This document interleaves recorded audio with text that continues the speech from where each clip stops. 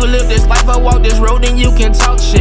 Gambling with my life, but I refuse to go for nonsense. This the life I chose, this all I know, ain't many options. Vow to tell the truth, I make the rules like I'm Fleece Johnson.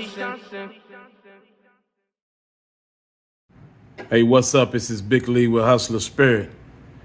What's up, Fleece? What's going on? How you doing? Man, I'm doing good, man, but I've been feeling. Before you get in your feelings, let's talk about this, because if it's including your feelings and you've been feeling things, when you was in the hole in prison, a lot of people want to know about they really want to know about this demons and the devil and all this stuff. What happens when it hits you in your sleep and you just wake up sweating? Well, I remember the first time. See, I growed up where in my neighborhood, if you went to church, you weak. You know, you square.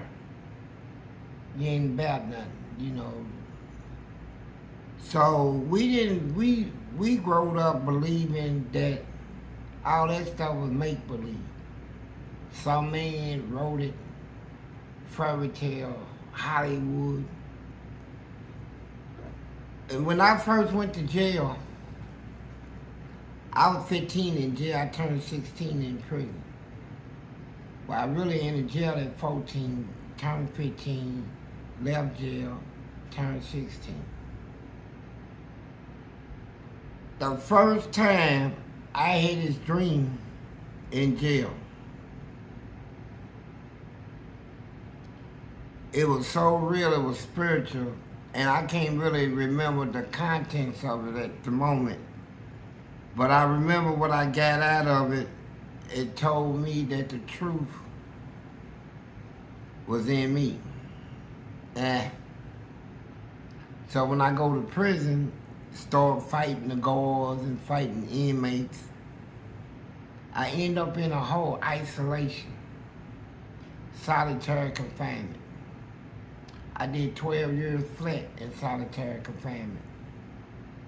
So I remember one night early in the morning,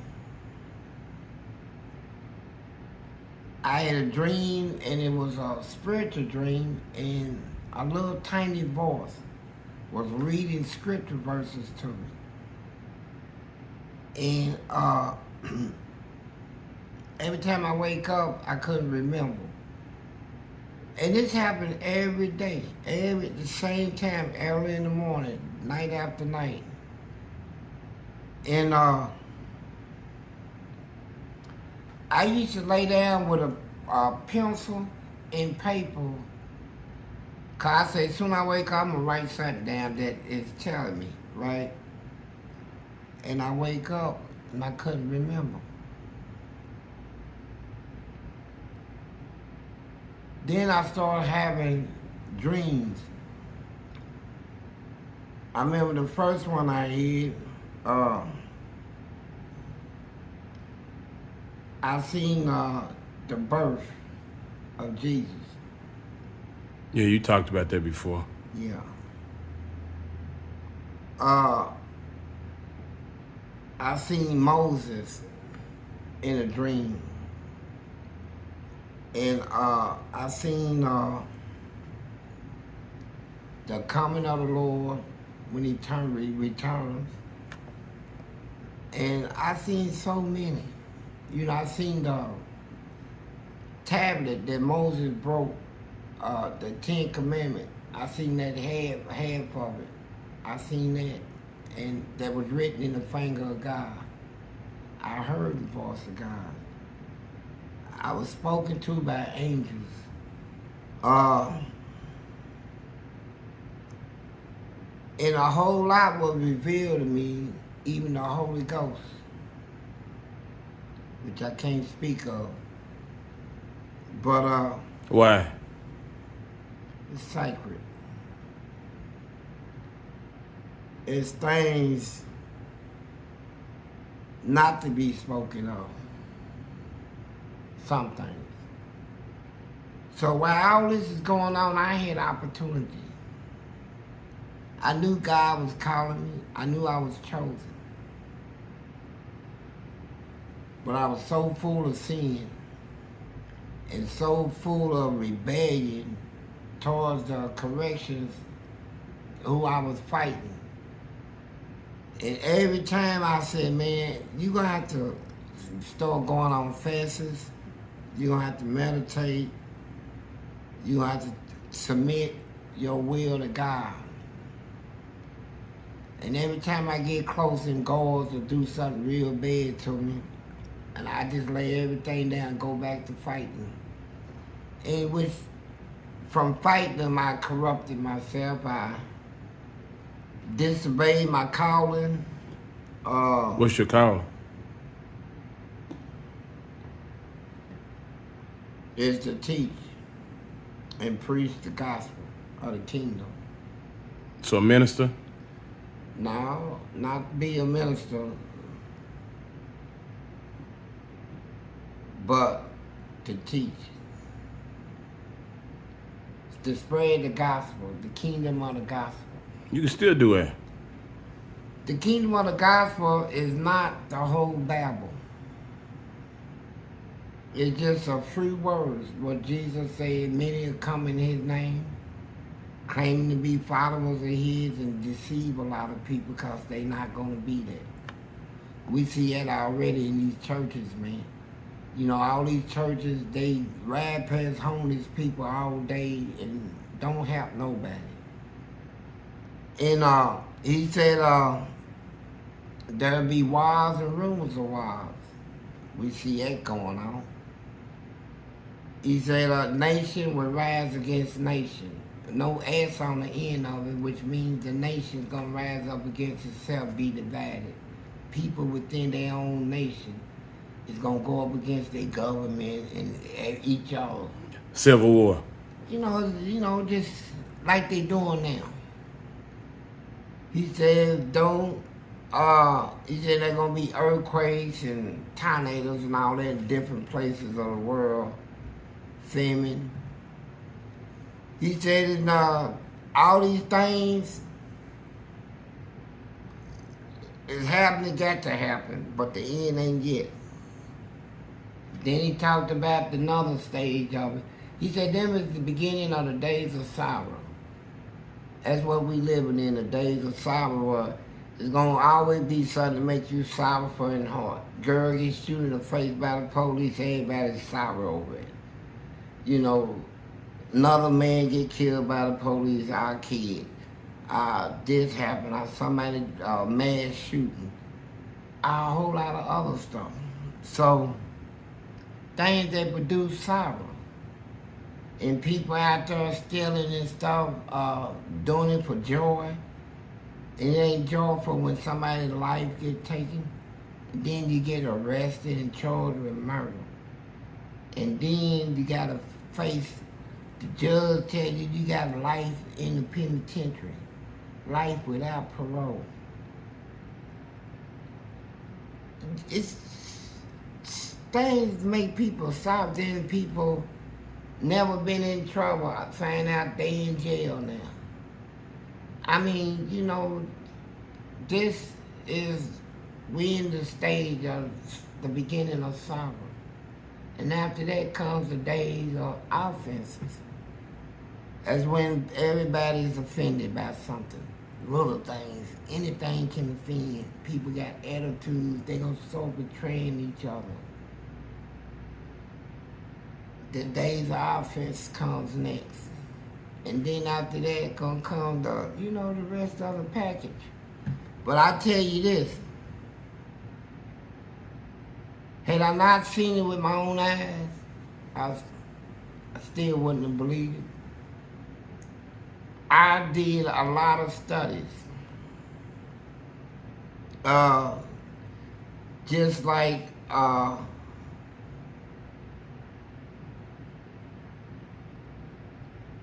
I tried to find, logical sense. When I seen the birth of Jesus, I said, hold on.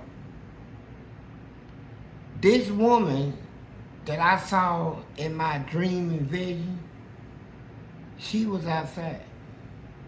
She was laying on the ground outside. Now back then in them days, they got like a desert area and stuff like that, right? And I said, well, I'm gonna see if I can find a description of that in the Bible. You know, how the Bible said he was brought into the world, right? Now they said at the time that his mama was pregnant, like they didn't have all the buildings they got now. They had like a little inns. And they said when she was pregnant, said they didn't let her in the inn because it was crowded, overcrowded. It didn't say where she had the baby. The next thing we know is that the wise, the people that came to see the birth of Christ, said when they found him in a manger, wrapped in swaddling clothes. Mm-hmm. But they never said where she had the baby. So if the inn was overcrowded and there was nowhere else to go, where else could she have the baby herself? Like what my dreams showed me was she had him outside.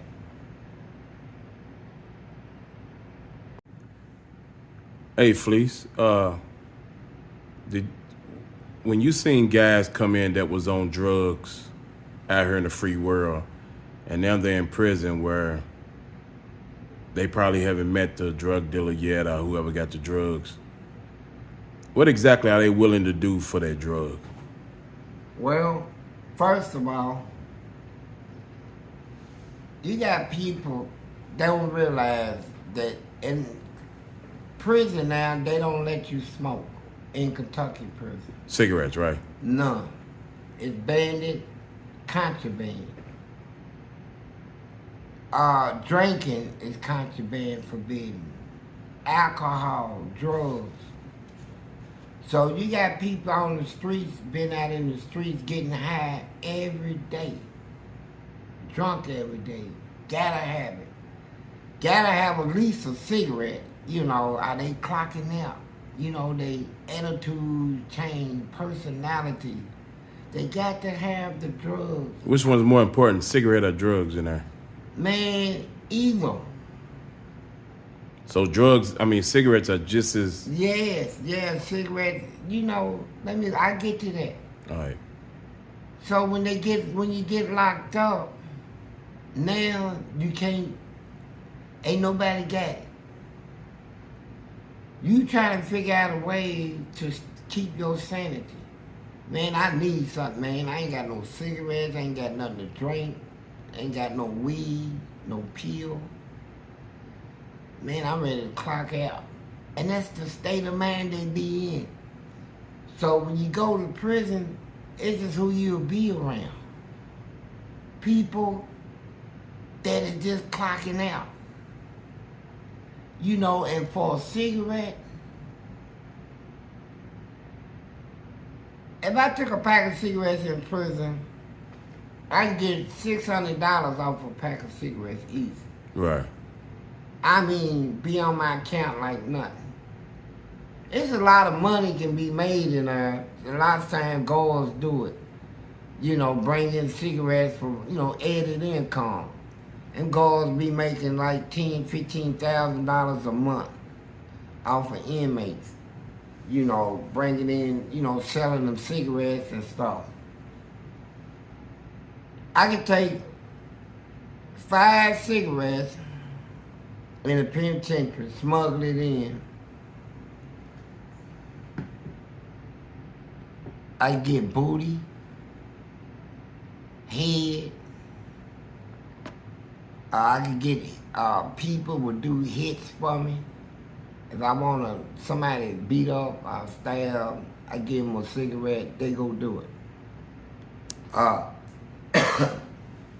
That's how bad it is, And so when people don't realize that when you're out there getting in trouble, what's the consequences? What is a jail? What is the purpose of a prison? What does a prison restrict you of? Everything. You know, and people don't think about that when they get mad. You know, I'm getting ready to go do this, I'm gonna do that. I'm gonna hurt this person, I hurt this person. I'm gonna take a life. And when you get caught, and when you get sentenced, and the judge tell you life sentence, 21 years, life without parole.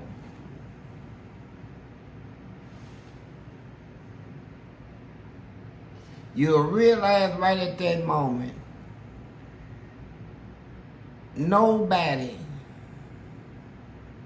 is worth you spending your life in the penitentiary.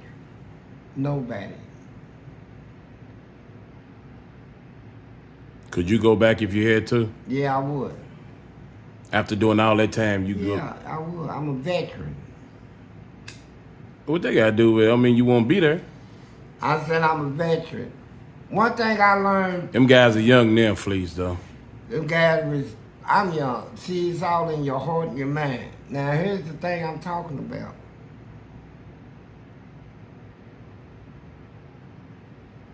Through my whole experience, I learned not to fear. Fear consequences. I learned not to fear the white man, his white system of government, the way they govern. All that's been already processed through my mind on who I am as a person here in this country, a Hebrew. I'm not a black man, nigga, Afro-American, I ain't none of that. I'm a Hebrew. Descended from the bloodline of Moses. That's what I know about me, my ancestry. You know, so this system of government and law and stuff, I go by what I feel is decent to go by. I see people in this country, white people, that done made these laws and stuff, they don't even go by them. They don't go by their own laws, tell everybody else to do it. You know, we see corruption coming from the CIA through the White House all the way down. All agencies flooded. Police stations, this corruption. Evil corruption has entered these departments that they want us to trust and believe in. I don't. Now, whoever else does, it's on you. You know, I try to respect people, you know, do the normal 10 Commandment thing. Don't steal, don't try to take a life, don't disrespect older people, you know, don't hit women, don't, you know, do nothing wrong to kids. You know, and just live a normal life, right? Stay out of fights. Don't try to cause trouble. Try to be a peacekeeper.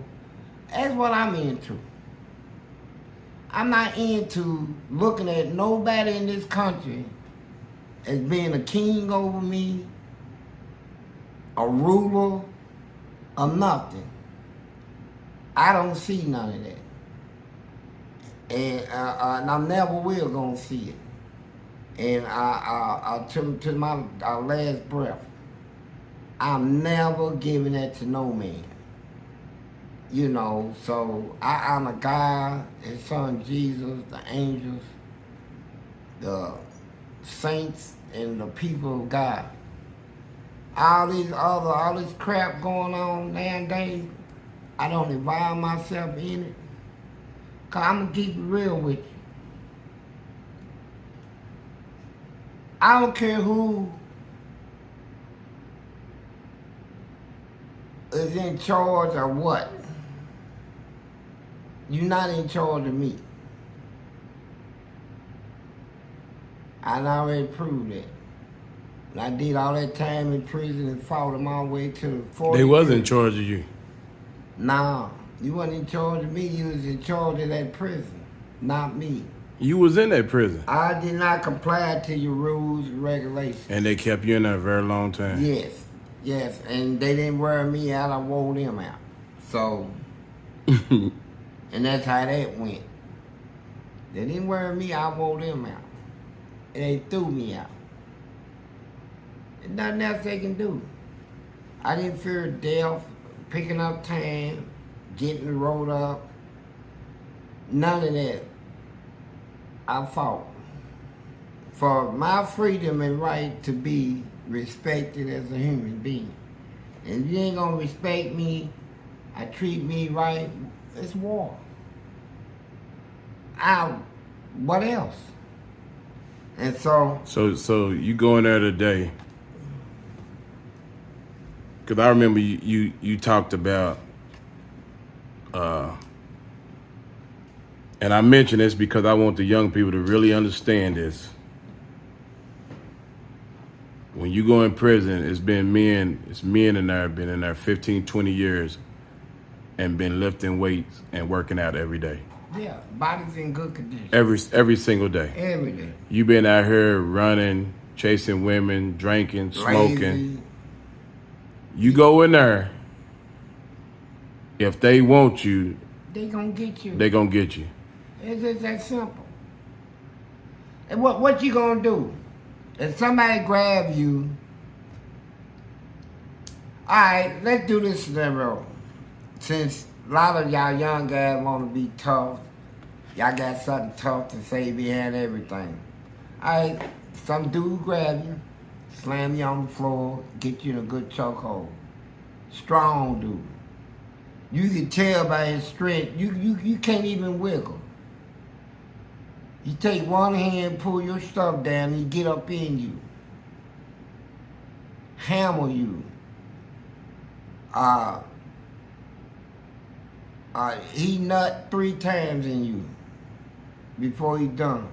Does that automatically turn him into a homosexual? Now, here's the thing. Now, you can play the tough role, get up and say, go leave your cell, go take a shower, come back and cut his throat. Let's say you cut his throat. It still don't take away the fact that the man nutting you 3 times. You can't cut that out. You can cut his throat, but you can't cut that away. That stays with you forever. So, you go into prison, and y'all go to prison now, and y'all try to click up now. You know, so what you don't realize is people you try to click up with that have already been in there 4 or 5 years, and you ain't sent them a Louis. And you gonna come out the street, somebody he know homeboy, he gonna look at you with scorn, man. You ain't done nothing for him. Now you in prison. Hey, what's up, man?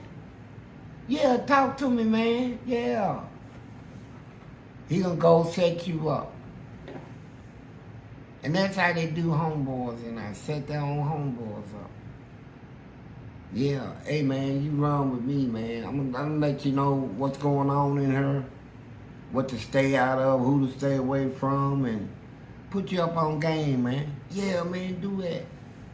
And lead you right into a trap. So, you going into a horror house, a big old freak house. I don't care how they want to label it. This is a pen. It's not. And they watching you as you come in. Man, when you come in, you got inmates that see you naked. When them guards strip you out and tell you spread your booty cheeks. Inmates be looking all around like that. And when you squat, guard say lift them cheeks. And you spread it open, now you can see your booty hole. And when the inmates see that, they be like, oh my God. Oh man, did it wink at me? Ooh, God, that's pussy.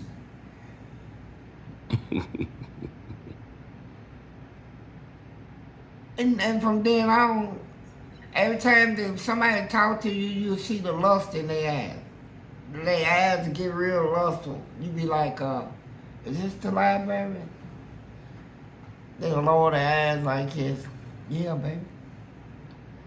Yeah, somebody that right there, you know. What you looking for? So what you do when they call you baby? You don't know if that. See, here's the tricky part about the baby thing. Sometimes that's a form of greeting. From a man? Yeah, well, from a man to, you know, what's up, baby? Say, what's up, Roscoe? Hey, baby, what's up? yeah, but you can't take it in there, though, can you? Man, I don't know. You got to know how to read it. And you can look in their eyes. You can see lust in it. They want a cream. They want some booty, man. They serious about that in there. Booty. I mean, who's somebody gonna tell them they got life? You got life without parole. You got 3 life sentences. You killed 3 people. You got, and the realization hit you. I'm never getting out again. But I'm gonna live a good life in here, man. You know, I'm gonna work in here. I'm gonna further my education, and I'm gonna get me a wife. And when somebody come in there, you know, they try to talk to you first. You know, hey, look, let me talk to you. I ain't about nothing stupid, right? I ain't trying to fight nobody or none of that. You know, but I can fight. You know, I chose not to. And you be like, what are you talking about? What's up? And he tell you straight up, look, I got to have you. I just extended my stay. That's it. You gonna Because I'm knocking his teeth out his head. Man, see, you still ain't listening. Immediately. You still ain't realizing this guy that you get ready to swing on is stronger than you. He's getting ready to show you. He's stronger than you, faster, and he can take more punches. He's been working out. I ain't worried about none of that. No, you ain't worried about it. He gonna grab you. He gonna restrain you. You gonna feel his strength. He gonna get you like a bear hug. You gonna kick and all that, and it ain't. He gonna lift you up and pack you in a little room. You ain't gonna even be able to get out. You're gonna be trying to throw your head back, headbutt him. Now, let me go. I'm gonna kill you. All that. He ain't listening to none of that. And when he shut that door, kick that door shut with his feet, and somebody watching for the goals for him is on the outside, lock the door, then he gonna take you while he got you like that, and with one swing, slam you on that floor hard, go down with you. Boom! Grab, pick you up, slam you about 3 times real hard, grab you, get on top of you. And you can't get loose. And once he get it up in you, he gonna talk to you. And the first thing he gonna tell you is this: hey, baby, stop. Stop struggling, baby. And he thinks he gonna continue to live. Listen, he got his thing up in your booty. Man, He's on top of you. I don't give a damn. He's trying to talk, and you trying to struggle and talk all that gangster stuff. I'm gonna kill you. It must be some little dude he's doing that to. Listen to me, man. They got many ways of getting booty in her. That's just one of them. And when he talk to him, that's what he gonna tell you. Stop struggling. You can't get loose. And then when you feel him up in you, and feel the thickness of his thing up in your booty, and he smashing your bones like that, and he talking to you, and you try to duck your head, you don't want to hear it, and he's telling you, baby, I love you. And then he nutting you. He said, I nutted. He's dying. And then he just stay on top of you. Then he be kissing all over your neck. Then he nut again. And then next time, he's dying twice. I'm talking about he's rocking you hard now. He's turning them cheeks up. Pull it out, cork all over your cheeks. Get up. And he demonstrate. Now he expect you to come off with something crazy. So he gonna come off with his first. Stand you up and smack you to the ground. And get down there and get you in a little chokehold and tell you what time it is. You belong to me. When we go out this door, we're gonna go to the shower, take a shower. You ain't to talk to nobody. Man, ain't nobody doing no grown men like that, man. Yeah, they doing it. And Ain't nobody doing no for grown men like that. Go to prison, you'll see. Well, they was. You go to prison. Nah, I ain't trying to go in there, Yeah, but go there. man, ain't no way. Yeah. They going for it. They going for out, man. They already like it. Whether they like it or not, They gotta already be like it. the Ain't nobody, thing no is, grown man going when for you that. go there. Who wants to go through that? I ain't going there, but I ain't going through no shit. What man, most men will tell you, says, you know what, I don't do disgusting stuff. Let's just stick with this part. Leave all the gay stuff out. Let's deal with this one. I don't do nothing disgusting out here. I don't masturbate. You know, I got women I go see. You know, they take care of my sexual needs. Cool. Now you're in prison.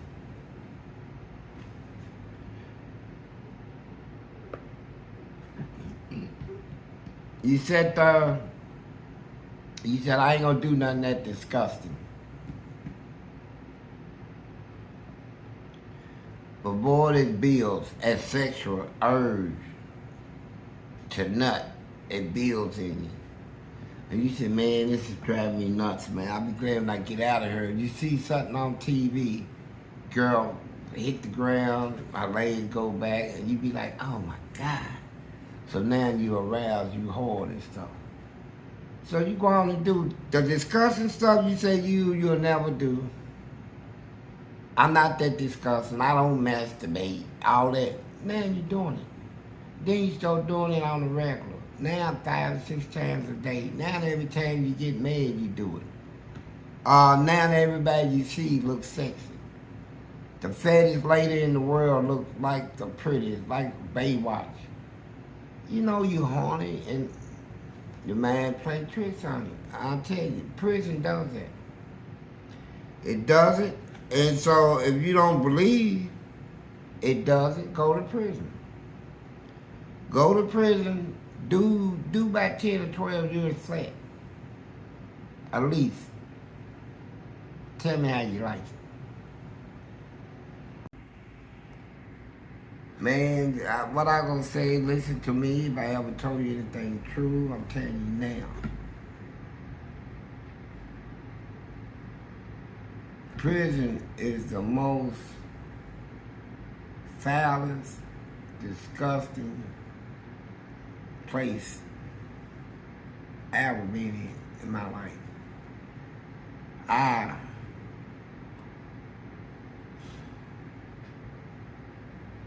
Only tells what's good in her. What good you come out of it. Yeah, somebody changed. That's it. I tell you, man, I got to almost stay sedated out here. So my mind can't remember all this stuff that happened to me when I was in there. 40 years straight. People's like, how you managed to come out? You ain't got no scars. Some dude said, man, you did 40 years and ain't got a tattoo. When I left the streets, the projects we came out of, black people didn't get tattoos. White people did. That's how we growed up in that type of frame of thought. That's a white man's thing, tattoos. You know, it wasn't black. But in my 40 years, man, I see a lot of changes when I came out. Because straight-leg jeans was girl jeans when I was growing up. Them skinny legs they be wearing? Yeah, only person wrote in was sisters, faggots, you know, and women. That's it. No man in my neighborhood project wore no straight leg jeans. So the Crips, the Bloods, the GDs, the Viceroys, and all them, they wasn't even after when I was on the street. What gangs was that? First Family, just a little small, wasn't really nothing. Mm-hmm. You know, so while I'm locked up, all this stuff started happening. I'm hearing about it while I'm locked up. The Crips, the Bloods, the Vice. I said, man, who, what? And then in prison, I got to meet every one of them. They want you to join their gang? Yeah, they want me to join. I'm not with it. I don't join stuff like that. I've been trying to be recruited by the Muslims. I could have got recruited by the Muslims if I wanted to. I could have been a Malcolm X. I read all his autobiographies, his mistake.